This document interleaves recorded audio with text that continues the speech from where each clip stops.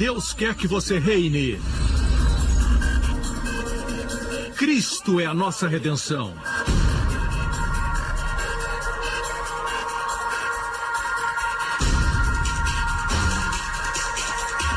Deus é justo e faz o pecador justo.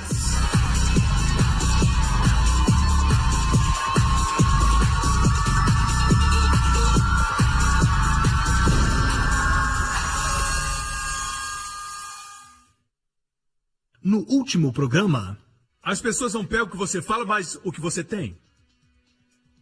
O que você é. Se é cheio de Jesus, as pessoas vão pegar isso. Crê que ele morreu por seus pecados e foram transferidos para ele.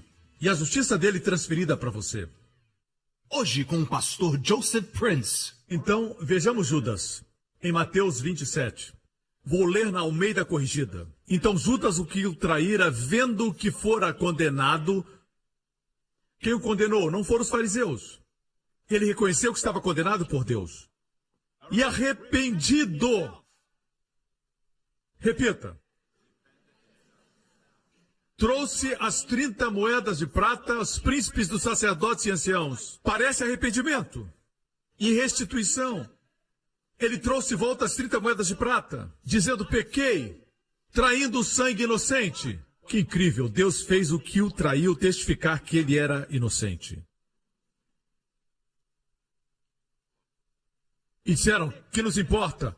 Isso é contigo. E ele, atirando para o templo as moedas de prata, retirou-se e foi se enforcar. A palavra arrependido, aqui, não é a palavra metanoia. Vejamos agora a Nova Versão Internacional.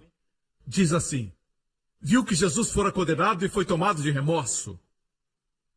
Porque ele sentiu remorso, não quer dizer que se arrependeu, só sentir remorso, tristeza, se açoitar, certo? Fazer coisas ruins para que a esposa deixe você, dizendo que você é como seu pai era. Ele foi preso e agora você está como seu pai. E você trata mal a sua esposa, bate nela. E você quer que a sua esposa deixe você.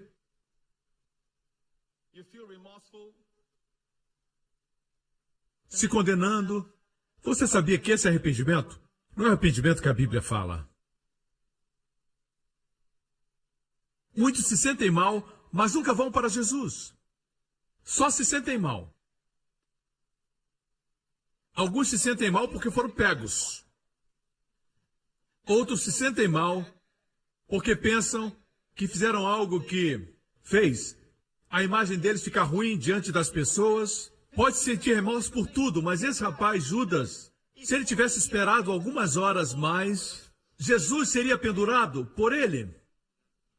Não teria que se enforcar. Isso não é metanoia porque o arrependimento do Novo Testamento é deixar toda a pretensão de justiça própria. Quando ele foi e se enforcou, ele estava dizendo, eu paguei o preço por meu pecado. Ele tentou fazer isso através do suicídio. Deus enviou Jesus Cristo e a sua morte na cruz foi o preço pelo seu pecado e pelo meu pecado. Requer humildade para nós, para o nosso ser, quando nós falamos assim, Senhor Jesus, eu não posso me punir, porque o Senhor foi punido por mim. É errado se autopunir. É justiça própria, você precisa se arrepender disso, porque é pretensão de justiça própria. Quando você se fere e se sente melhor, isso é uma forma de justiça própria. Não ouse se ferir. Jesus já levou a sua dor, seu açoite na cruz por seus pecados. E você tenta se punir. Ele já pagou o preço. E a forma mais humilde, a forma mais divina de responder ao seu amor é dizer, obrigado, Pai, pela dádiva do Filho. Obrigado, Jesus, por ter sido açoitado e punido. Por isso os nossos filhos usam um termo que não existia. Quando eu era jovem, se chama emo. Meninos emos. Eles se cortam com lâminas se cortam para sentir dor, para se sentirem vivos, para se castigar e para se autopunir. Muitas vezes porque acham que são bonitos, que alguém é mais bonito, por isso eles se punem. Meus irmãos, o mundo está cheio de pessoas que estão se autopunindo. É para fazer a carne se sentir bem. Pela autojustiça. Não existe Jesus? Desse tipo de coisa você tem que se arrepender. Como você ousa se ferir quando Deus valoriza e estima você como alguém precioso? Você é precioso e tem muito valor. A ponto de entregar seu filho. Sim, como pecadores somos indignos, mas porque Cristo morreu por nós, nós temos valor para com Deus. Muito valor. Não é uma questão de sermos dignos, mas de termos valor. Jesus contou uma parábola sobre um homem que vê um campo e descobre que nele tem um tesouro. O que ele faz? Compra todo o campo, porque o tesouro está lá. O que quer dizer a parábola? Muitos, por causa da mentalidade religiosa, dizem assim: Jesus é o tesouro do campo e nós, os mercadores, temos que dar tudo para conseguir Jesus. Parece até que você é o herói. Desde quando você é herói? Não, você não é mercador, você não tem dinheiro, você está falido. Mas foi Jesus que viu você nessa terra, nesse campo. E Ele deu sua vida, tudo que Ele tinha para comprar você. Você é um tesouro especial. Amém? Cristianismo não é religião. Não é uma ideia religiosa. O mundo pensa, você se arrepende. Muito, né? Vai para a igreja para se arrepender e eles brincam com você. Você diz, defina arrependimento no grego. Hã? O que é arrependimento? Hã? É se sentir cheio de remorso. Judas se sentiu assim e se enforcou. Judas foi para o inferno. Jesus disse, eu não perdi ninguém, a não ser o filho da perdição. Certo? Ele foi para o inferno. O fato é esse. Igreja, Deus quer que abandonemos as pretensões de justiça própria e recebamos sua justiça. Porque se a justiça está em mim, se a minha justiça, como pode ser perfeita? Mas se a justiça é dádiva de Deus, como pode ser imperfeita? Amém? Ok. Por causa do tempo, vamos nos aprofundar. Tem muito para falar. Você pode dizer, pastor, esse versículo e aquele. Existem 58 versículos que falam de arrependimento no Novo Testamento. Como poderia eu pregar sobre 58? Além das minhas brincadeiras. Eu não posso prender você. Por isso, deixa eu continuar. Eu disse para o Senhor, me dê um pouco mais sobre esse assunto. Não muito tempo atrás, eu disse para o Senhor, me dá um pouco mais. Eu quero mostrar para o povo que somente por falar em arrependimento não quer dizer que ele é produzido. Se não pregar Cristo e sua obra. Muitas vezes pregamos Cristo e a sua obra e o arrependimento acontece. Eu disse, eu quero mais versículos do que esses que o Senhor já me deu. Os versículos que eu falei, Deus me deu no passado. Eu disse, quero algo novo. Eu pedi nesse ano ao Senhor e Ele me deu. O que você vai ouvir, no final, veio do Senhor recentemente. Nunca ouvi ninguém pregar, nunca li nenhum livro, veio direto do Senhor. Veio do céu para você. Certo? O arrependimento. Da boca do próprio Jesus. E na parábola mais famosa de Jesus. Qual é? A do filho pródigo. Mas vejamos o contexto dessa história. Antes de falarmos do filho pródigo. Lucas 15. E chegavam-se a ele todos os publicanos e pecadores para o ouvir. Todos os publicanos e pecadores. Os publicanos, coletores de impostos, naquela época não eram pessoas de integridade, porque cobravam mais. Eles cobravam o imposto para outra nação, cobravam para os romanos. Amém? Você se lembra que Zaqueu era um publicano? Eram pessoas sem qualquer moral. Eram pessoas muito ricas, cheias de usura e de engano. O próprio Zaqueu afirmou isso. Se eu roubei alguém, certo? Eram ladrões. Veja, publicanos e pecadores se aproximaram de Jesus. Existe algo em Jesus diferente do Jesus que as pessoas pregam hoje. Esse Jesus atraía pecadores a ele. Veja, essas pessoas que você vê nos jornais, você diz, esse sujeito é muito mau, ele vai às prostitutas, blá, blá, blá. Deus ama essas pessoas. Pastor, mas você acha que Deus aprova? Não precisa falar nisso, isso não importa. É de se surpreender quando alguém que é pecador, peca. Até os crentes pecam. Amém? Mas o coração de Deus bate dizendo, essa é a melhor hora de evangelizá-los. Se tem o contato deles, irmão, traga-os para Jesus. Compartilhe com eles o evangelho da graça, porque Jesus tem muita graça para as pessoas que estão vivendo em pecado e vergonha. Amém? Não se condene, não seja como o mundo. Ah, ele não quer que ninguém saiba. Você queria que os outros soubessem? Talvez não saiba o seu pecado. Talvez não tenha pecado fisicamente, mas mentalmente. Para Deus é igualmente pecado.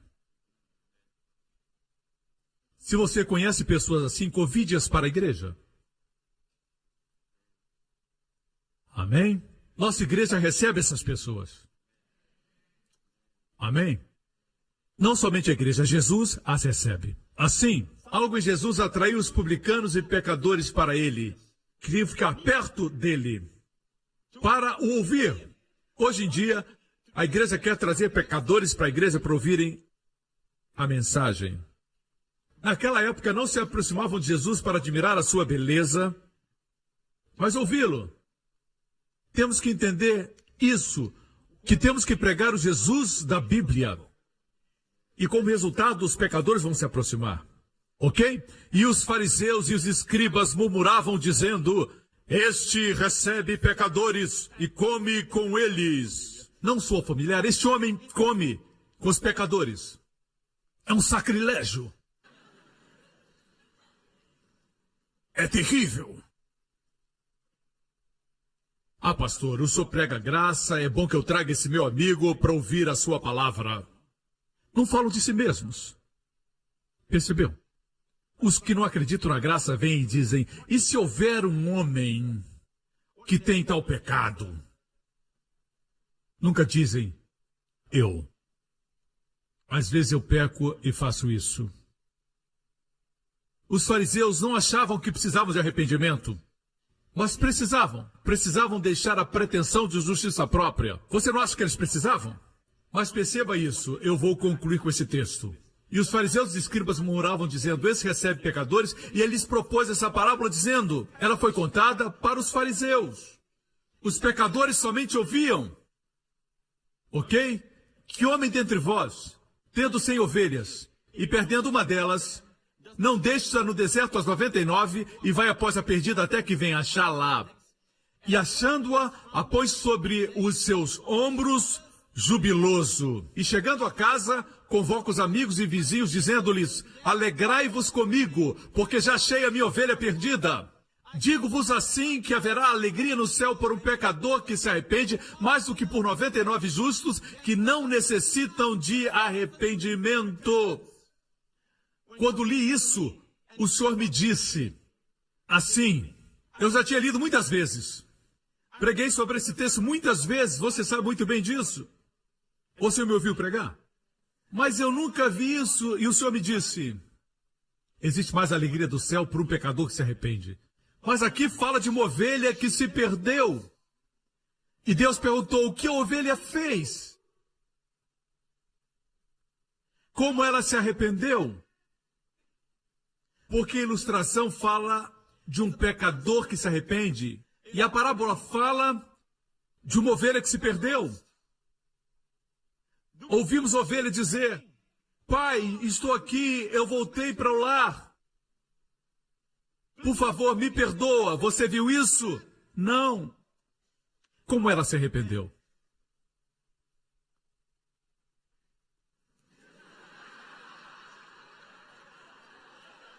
escutei uma ovelha aqui.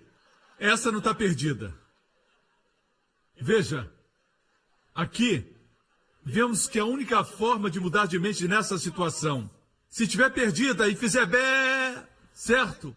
Está perdida, está com frio, se sente miserável, sedenta, faminta, sozinha, desgastada, perdida no deserto. Então chega o pastor e ele pega você. O único arrependimento que eu vejo é esse. A ovelha permite ser amada. Ela permite ser carregada. E ele a coloca nos seus ombros. E a ovelha consente em descansar nos seus ombros. O herói da história não é a ovelha perdida. Mas o pastor que foi procurá-la, a encontrou, a colocou nos seus ombros, a carregou, levou para casa e depois fez uma grande festa. O pastor fez isso. Os que creem em outro arrependimento, me digam, como a ovelha se arrependeu? Ela deve ter gritado, bah! Eu vou argumentar pelas escrituras. Veja aqui.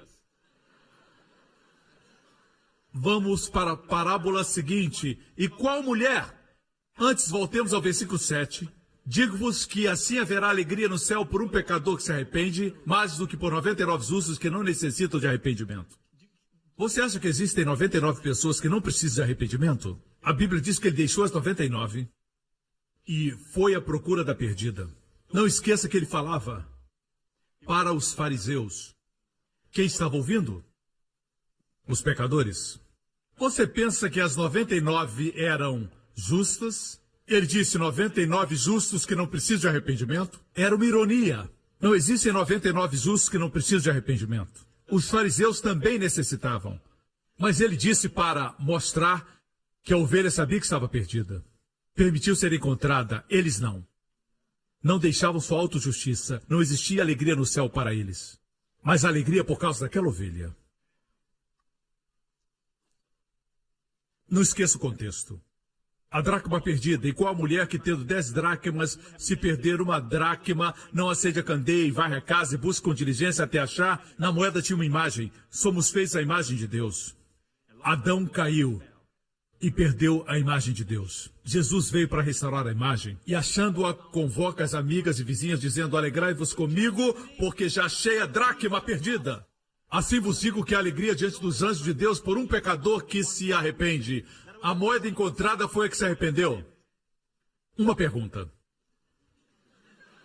Vocês já sabem o que eu vou perguntar antes de eu perguntar. Vocês aqui na igreja são pessoas muito inteligentes. Você aprende muito fácil. Como a moeda se arrependeu? Por causa do tempo, nós vamos à história do filho pródigo. Eu vou terminar, vamos ler. E ele disse, um certo homem tinha 2 filhos, vocês conhecem a história. O mais moço disse, pai, me dá parte da herança, e ele dividiu com os 2. Ele foi para uma terra distante, gastou dinheiro de forma dissoluta, com prostitutas e tudo isso, e os amigos foram embora, ele ficou sem dinheiro. Sem dinheiro, ele teve fome, foi procurar um emprego, e o único emprego que ele encontrou foi alimentar porcos. Para o judeu, porcos e eles não se combinam. Estava numa condição deplorável. Vejamos o que diz o texto. E desejava encher o seu estômago com as bolotas que os porcos comiam e ninguém lhe dava nada. E tornando em si, alguns dizem, pastor, aí está o arrependimento. Vejamos o seu arrependimento então. Quantos jornaleiros de meu pai têm abundância de pão e eu aqui pereço de fome? Levantar-me-ei e irei ter com meu pai, dir-lhe-ei, pai, pequei contra o céu e perante ti. Parece arrependimento, até aqui, certo? Já não sou digno de ser chamado seu filho, até aqui tudo bem. Faz-me como um dos teus jornaleiros, aqui não está bem. Por que quer ser como um dos jornaleiros? Por essa razão, quantos dos jornaleiros do meu pai têm abundância de pão e eu aqui pereço de fome? Ele pensava só em si mesmo. Não é porque sentia falta do pai, não é porque reconheceu seus próprios erros, mas porque tinha fome. Eu vou chamar isso, sim, isso é um tipo de arrependimento, mas eu vou chamar esse arrependimento de arrependimento imperfeito. Deus aceita? Vamos continuar. Quando ele disse, faze-me como um dos seus jornaleiros, ele queria se qualificar, ele queria ter mérito. Merecia as bênçãos do pai, certo? E levantando-se foi para o seu pai, e quando ainda estava longe, veja essas 5 coisas. O número da graça. Seu pai o viu, teve compaixão, correu, lançou-lhe o pescoço e o beijou. E o filho recitou seu discurso ensaiado.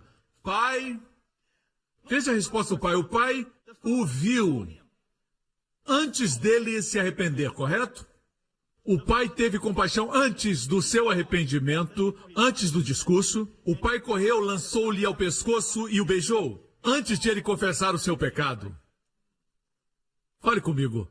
Antes de ele confessar seu pecado, ele ressoou o discurso ensaiado. Pai, pequei contra o céu e perante ti, e já não sou digno de ser chamado teu filho. Voltemos para o versículo 19, certo? Ele ensaiou dizer, faze-me como um dos seus jornaleiros, mas ele não teve oportunidade de dizer isso. Voltemos ao verso 21. Ele disse, não sou digno de ser chamado teu filho. Por que ele não disse, faze-me como um dos seus jornaleiros?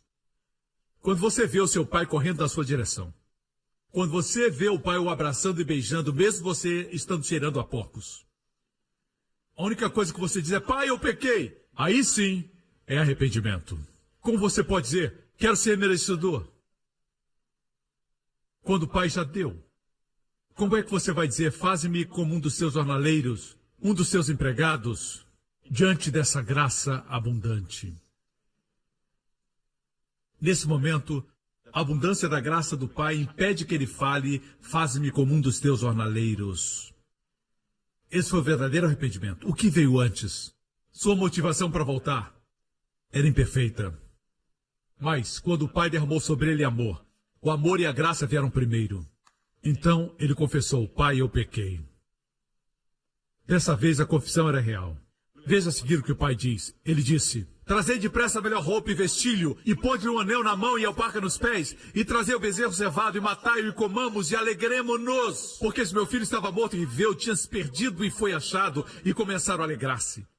Deixe-me dizer, não interessava ao pai o que ele disse. O pai fez o que ele queria fazer. Deus quer derramar sobre nós seu coração e seu amor. Mas nós pensamos que Deus se impressiona com nossa performance e nossas palavras. Você não é o herói. Esse filho, na verdade, não é pródigo. Esse pai que é generoso, alguns chamam o pai pródigo. O herói da história é o pai. Mas nós enfatizamos o arrependimento do homem. Foi o amor do pai que produziu arrependimento genuíno no filho. Se tivesse tempo, falaria do filho mais velho. Ele não estava distante de casa. Era um rapaz trabalhador, não estava em casa, estava trabalhando duro no campo. Mas não era próximo do pai, também precisava de arrependimento. Lembre-se que a história foi contada para os fariseus. Eram os irmãos mais velhos, os pecadores, o irmão mais moço. Amém? O irmão mais velho disse assim, eis que te sirvo há anos, sem nunca transgredir nenhum dos teus mandamentos. Veja a forma como ele via o seu pai, seus pensamentos quanto a ele eram maus. Precisava se arrepender para com o seu pai, mudar sua mente. O pai era generoso, tremendamente amável, mas ele nunca havia visto. Ficava sempre no campo. Ele disse, nunca me deu um cabrito para celebrar com os meus amigos, não com o senhor meu pai. Ele não amava seu pai.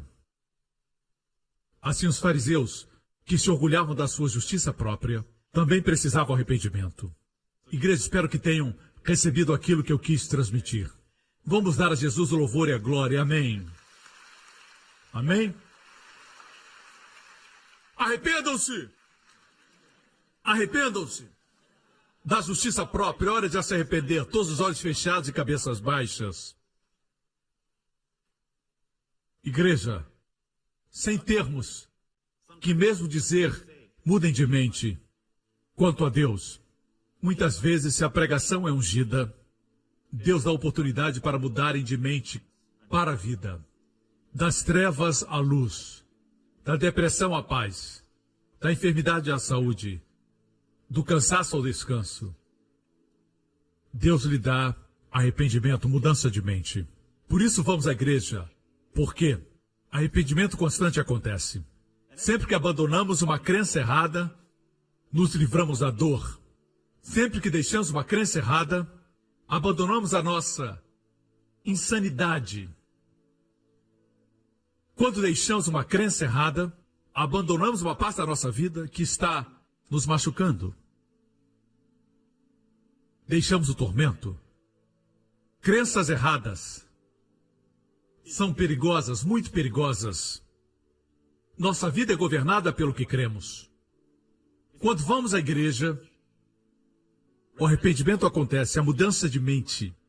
Começamos a crer no que a Bíblia declara. Igreja, Ele nos ama. Nos ama. Ele é nosso Pai. Ele quer que saiba que não precisa depender de você mesmo para prover. Ele cuida de você.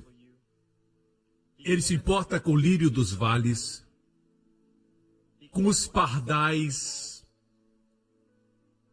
Quanto mais se importa com você. E para quem está aqui e está dizendo, pastor, nunca recebi Jesus como Salvador, eu o convido, agora que ouviu a verdade, do maravilhoso Deus que busca o perdido, que vai ao encontro dele. Você vai permitir que ele o salve, vai permitir que ele o ame, vai se deixar descansar nos seus ombros fortes. Se esse é você, onde estiver, faça essa oração comigo agora, do coração. Diga, Pai, eu creio que o Senhor me ama. Eu creio que Jesus Cristo morreu na cruz por mim. E na cruz, aquele que não conhecia pecado se tornou pecado, para que eu, que não conhecia justiça, receba a dádiva da justiça. O Senhor ressuscitou Jesus dos mortos, com uma proclamação de que todos os meus pecados foram perdoados. Jesus Cristo é meu Senhor e meu Salvador. Obrigado, Pai. Todos os meus pecados foram perdoados. Minha vida se tornou abundante. Minha alegria, indizível. Minha paz vai além do entendimento. Obrigado, Pai, por me amar. Em nome de Jesus. E todo o povo diga, amém. Glória ao nome de Jesus. Aleluia. Obrigado por sintonizar no programa de hoje. Esperamos que tenha sido uma bênção para a sua vida. Para mais informações sobre o programa da Igreja New Creation, acesse o site ncctv.org.sg. Lá você poderá se inscrever para receber um devocional diário do pastor Joseph Prince. Seja incentivado e fortalecido todos os dias e saiba o quanto Deus lhe ama através desses devocionais. Acreditamos que seu dízimo pertence à igreja que você frequenta e oramos para que você seja grandemente abençoado, altamente favorecido e profundamente amado.